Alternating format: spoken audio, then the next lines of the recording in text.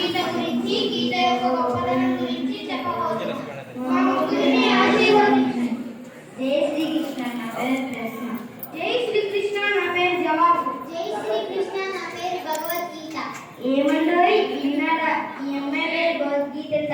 ఏకంగా పుస్తకం పేరే పెట్టేశారు. అది పుస్తకం పేరు కాదు, దైవగ్రంథం పేరు. ఆ పేరు నీకెందుకు పెట్టారు? ఎందుకంటే భగవద్గీతలో ఉన్నవన్నీ నా శరీరంలో కూడా ఉన్నాయి కాబట్టి. నీ శరీరం భగవద్గీత?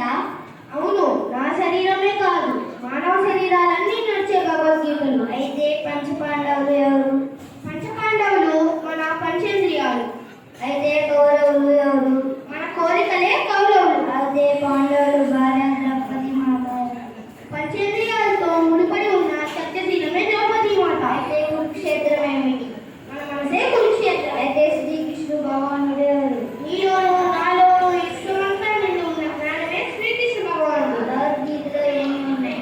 భగవద్గీతలో 700 శ్లోకాలు ఉన్నాయి. అందులో మొదటి శ్లోకం ఏమిటి? అందులో మొదటి శ్లోకం కూడా నీలోని ప్రశ్నతో మొదలవుతుంది. ధర్మక్షేత్రే కురుక్షేత్రే సమవేత యుద్ధః మహా పాండవాచల కిమపూర్వక సంజయు. శ్లోకం అర్థం ఏమిటి? ధర్మక్షేత్రే కురుక్షేత్రే అంటే ధర్మక్షేత్రమైన మన మనస్సుతో సమవేత యుద్ధః యుద్ధం చేయాలన్న ఉత్సాహంతో సమావేశమైన మమకా పాండవాచయవ కోరికలు పంచేంద్రియాలు కలిసి హిమపూర్వత సంజయ. అంటే ఈ భూమి మీదకు వచ్చి ఎలా ఉన్నావు, ఏం చేస్తున్నావు అని మొదటి శ్లోకం ప్రశ్నిస్తోంది. అవునా? భగవద్గీత మొదటి శ్లోకం మనల్ని హవ్వాలు అని ప్రశ్నిస్తుందా? దీనికి మీ జవాబు ఏమిటి? యత్ర యోగేశ్వర కృష్ణో యత్ర పాదో ధునర్ధునః తత్ర శ్రీ విజయో భూమి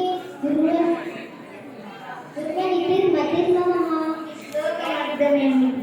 యాత్ర యోగేశ్వర